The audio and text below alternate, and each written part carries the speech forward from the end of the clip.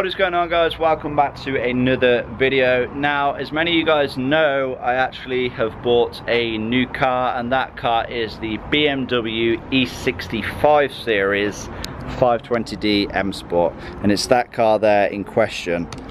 Now, today I just want to talk about the things that I plan to correct on the car, everything that's basically wrong with it, and we'll start with the most important things and then work our way to the tiny little things which really are not that important in the grand scheme of things. So then, the first thing to mention is, because this is a 520d LCI model, this does have the N47 engine, which I'm going to show you the engine bay right now. Let's open that up.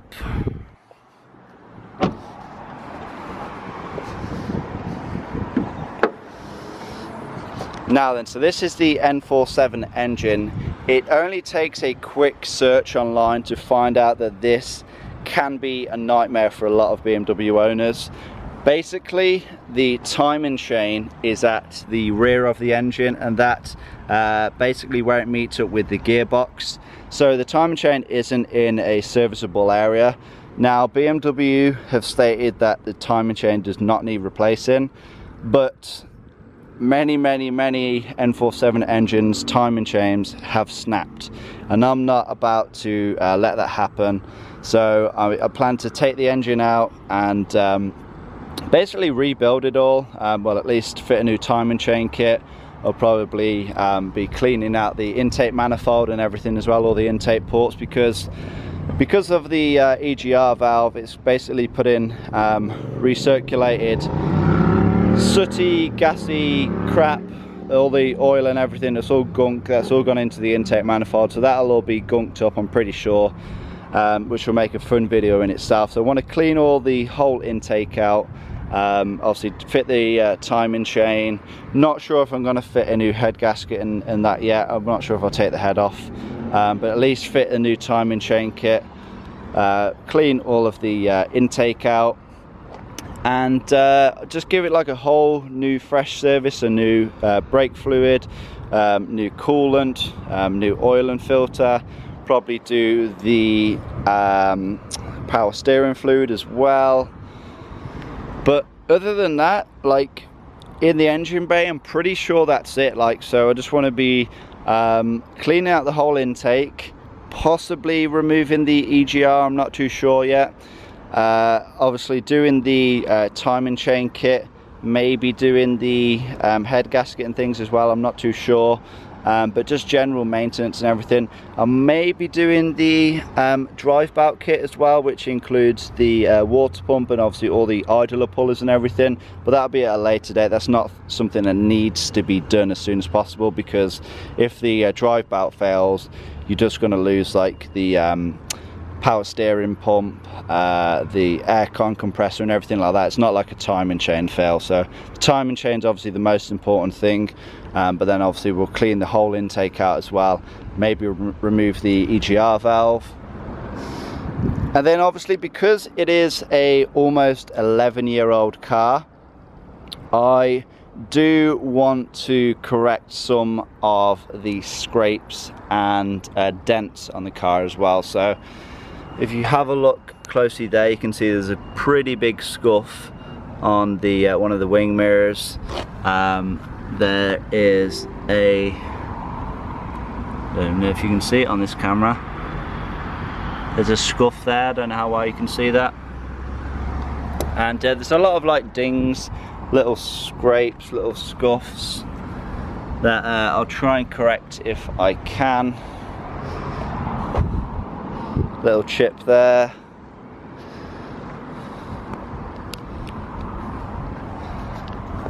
Quite a lot of scuffs on the top of the rear bumper.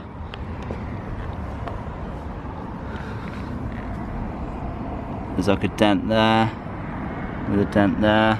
I'll also be taking the tow bar off as well, because I can't tow a car, I don't have the license to tow it, so I'll probably be taking the tow bar off and then fitting a new rear bumper diffuser, because this has like the cutout, which if I don't have the tow bar, then it's just going to look odd having just a hole in the rear diffuser.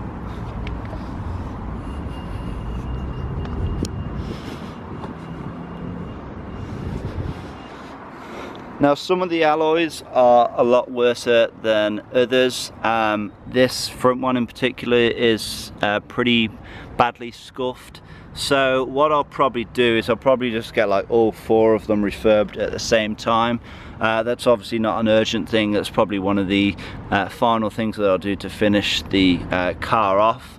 But yeah, you know, you can see this is like I said, this is probably the worst alloy. And if you go over to this one, like this one doesn't look bad at all.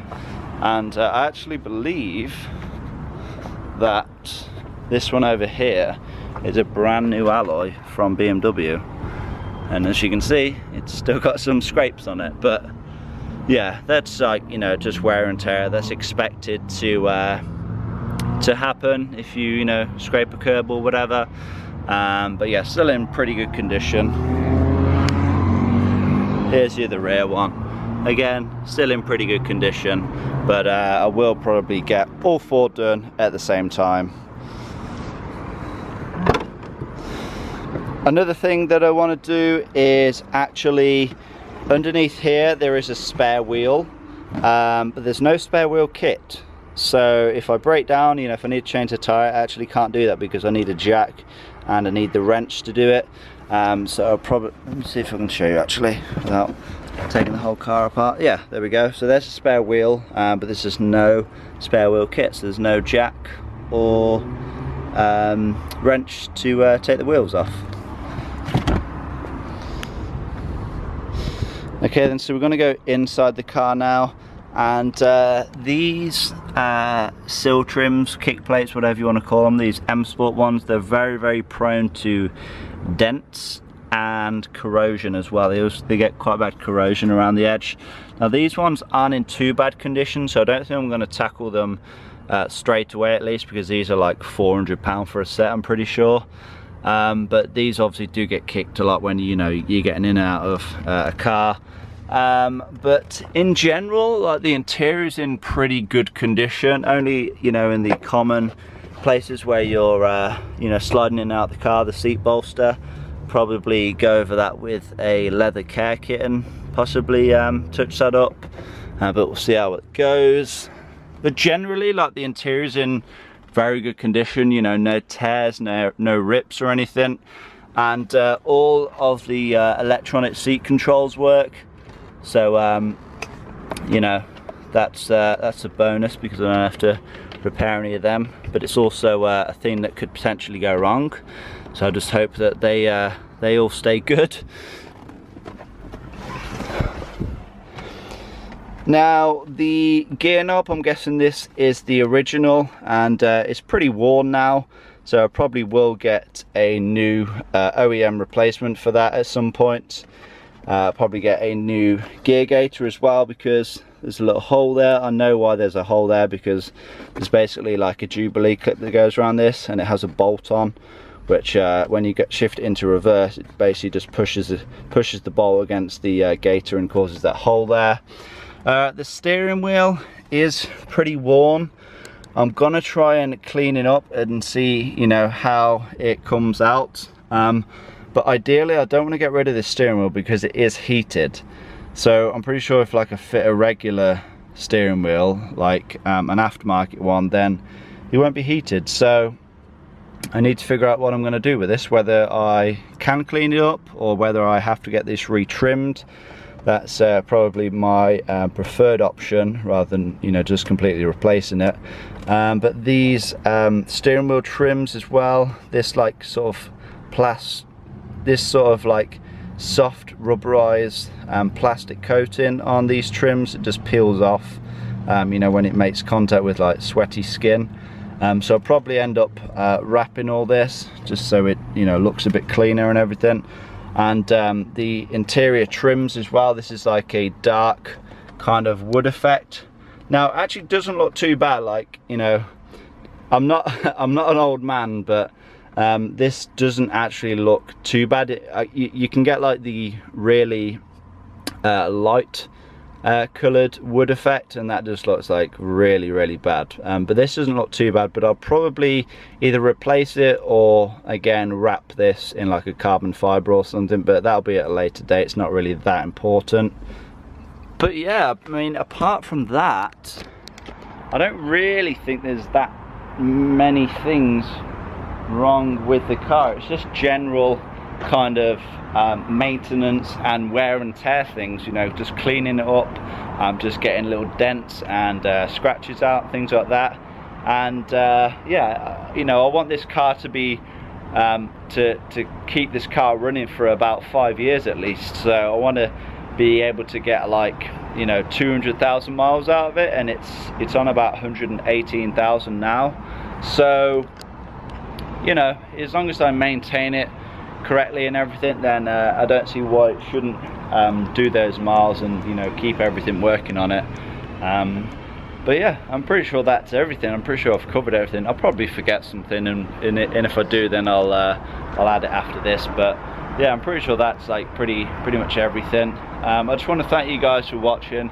Please give this video a like, leave a comment down below, subscribe if you haven't already, and I'll see you in that next video. Thanks for that. Peace.